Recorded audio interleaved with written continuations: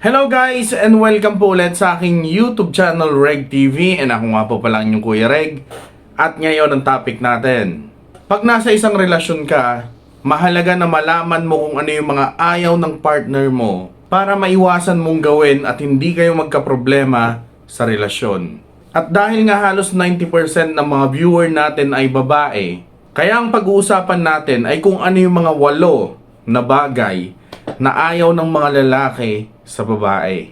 Mahalaga to para maaga pa lang, maagapan mo na at hindi na lumala.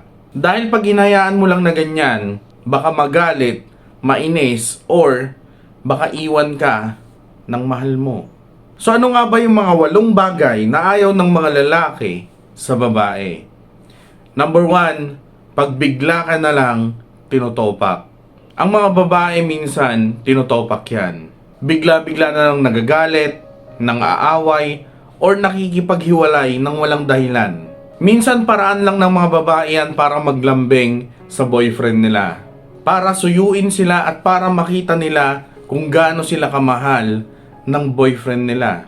At madalas, milk tea, french fries, or konting lambing lang ang katapat niyan, magiging okay na kayo. Magiging napaka-sweet ulit ng girlfriend mo. Para sa lalaki, cute yan pag paminsan-minsan.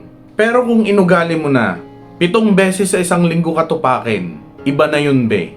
Magpatingin ka na dahil baka iba na yan.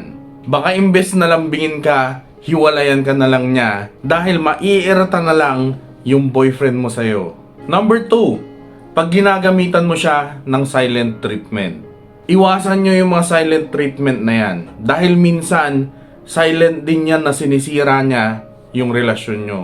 Dahil habang ginagawa mo yung silent treatment sa kanya, yung mga oras or araw na hindi mo siya kinakausap at kinikibo, makakasanayan niya yan.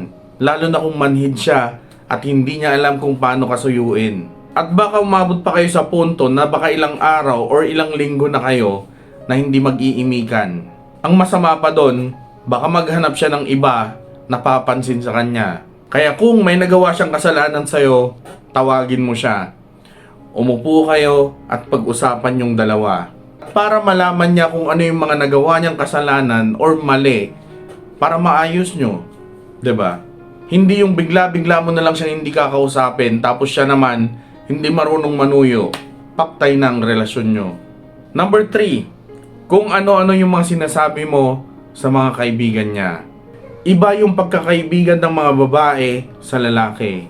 Kaya huwag kang mag-iisip or magsasabi ng hindi maganda sa mga kaibigan niya. Dahil solid yung samahan ng mga yan. Lalo na yung mga nakasama niya sa pagtanda niya. Parang magkapatid na yung turingan nila sa isa't isa. Kaya dapat irespeto mo sila gaya ng pagrespeto mo sa boyfriend or sa mister mo. Pero syempre dapat explain mo din sa partner mo na dapat alam niya yung mga limitasyon niya. Dahil iba yung noon na single pa siya at ngayon na may jowa or asawa na siya. 'Di ba? Para maging balance lang. Number 4, pag sinasama mo siya na mag-shopping. Alam nyo sa totoo lang, hindi lang umiimik yung boyfriend or asawa nyo, pero pag shopping ang usapan, mas gusto ng lalaki na mag-shopping na lang mag-isa. Totoo yan. Kahit tanungin nyo yung kumpare nyo, hindi yung asawa nyo ha. Dahil pag ang lalaki nag-shopping, diretso yan. Alam na niya kung saan siya pupunta at kung ano yung bibilihin niya. At pag nakita na niya yung bibilihin niya, susukatin niya. Tapos pagkasya, babayaran na niya. Pag nakabayad na, sabay alis. Ang mga babae kaya, naikot na yung buong store. Ang dami nang nasukat. Pero ang ending, walang nabili. Or, nasa kabilang mall pala yung gusto niyang bilhin. Tapos yung partner nila andun sa labas, inaantok, kakaantay. Hindi sa nagko-complain ng mga lalaki. Pero kung shopping ang usapan, yung best friend nyo na lang ang isama nyo. Tapos, dalhin nyo na lang yung ATM ng mister nyo.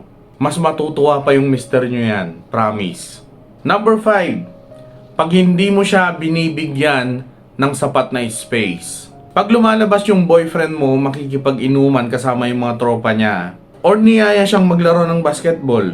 Hayaan mo lang siya, huwag mo siyang istorbohin. Huwag yung minuto tawag ka ng tawag or tinatadtad mo siya ng text. Ayaw ng lalaki yan. Dahil mahalaga din yung space na yan para sa kanya. Kaya kung sapat naman yung time na binibigay niya sa'yo, masipag siya sa trabaho at alam niya yung responsibilidad niya, bakit hindi mo na lang ibalato yung ilang oras na yan para gawin yung isa sa nagpapasaya sa kanya? 'Di ba? Para all goods, 'di ba? Number 6, pag kinukumpara mo siya kay ex, basta wag mo siyang ikukumpara kay ex mo dahil ayaw na ayaw ng lalaki yan. At nakakababa ng ego niya yan. Kaya kung may mga bagay man na mas higit yung ex mo kaysa sa boyfriend mo, wag mo na lang babanggitin dahil wala namang perpektong tao, 'di ba? I'm sure may mga bagay din na meron sa boyfriend mo na wala sa ex mo. Kaya nga ngayon, kayo yung magkasama, 'di ba? Number 7, pag sobrang kapal ng makeup mo. Magandang tignan yung isang babae na may makeup. Pero para sa lalaki, mas maganda yung natural. Yung hindi nag-iiba yung itsura ng girlfriend nila dahil sa sobrang kapal ng makeup nila. Kaya kung ang goal mo ay magmukhang maganda sa mata ng boyfriend mo or sa mga mata ng mga lalaki doon sa party na pupuntahan mo, simplehan mo lang. Dahil mas mapapansin ka ng lalaki kung mas lutang yung natural na ganda mo kesa yung parang espasol na yung mukha mo dahil sa sobrang kapal ng makeup mo. Number 8, ang panghuli at pinaka-importante sa lahat. Ayaw ng lalaki pag inaaway mo yung nanay niya. Alam natin na pag nakahanap yung babae ng mabait na biyenan, blessing yun para sa kanya. Pero kung minalas-malas ka at nakatagpo ka ng masungit na biyenan, please lang, habaan mo yung pasyensya mo. Huwag mo siyang aawayin at huwag kang magsasabi ng masakit sa kanya. Kahit ayaw niya sa'yo, umiwas ka na lang. Dahil sobrang mahal na mahal niya yung nanay niya. Gaya ng pagmamahal mo din sa tatay mo. 'Di ba? At sigurado gagawa din yung boyfriend mo ng paraan para magiging maayos yung pagsasama nyo. Pero sa ngayon, kung masungit si biyanan, tiis na lang muna. Sigurado magiging okay din kayo. Gaya din ng boyfriend mo at ng tatay mo. 'Di ba? So yun, Reg TV nga po pala and shoutout po muna tayo. Shoutout kay Ann Ufilan.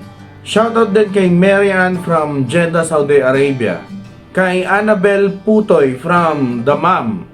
Kay Narizel Serrana from Bahrain. Kay Mariam from Oman. Shoutout din kay Unica or Unica from Kuwait. Kay Sevenians Channel from Hong Kong. Shoutout din kay Janine. Shoutout din kay Lourdes Amable from Saudi Arabia. At sa mga family niya dito sa Pilipinas, mga Amable family. And yun, yung mga nagpapa-shoutout sa last video natin. Maraming salamat po sa panonood. Sa mga silent viewer natin dyan, maraming salamat po. Ingat kayo sa mga naroon. God bless. Love you all. Peace and goodbye.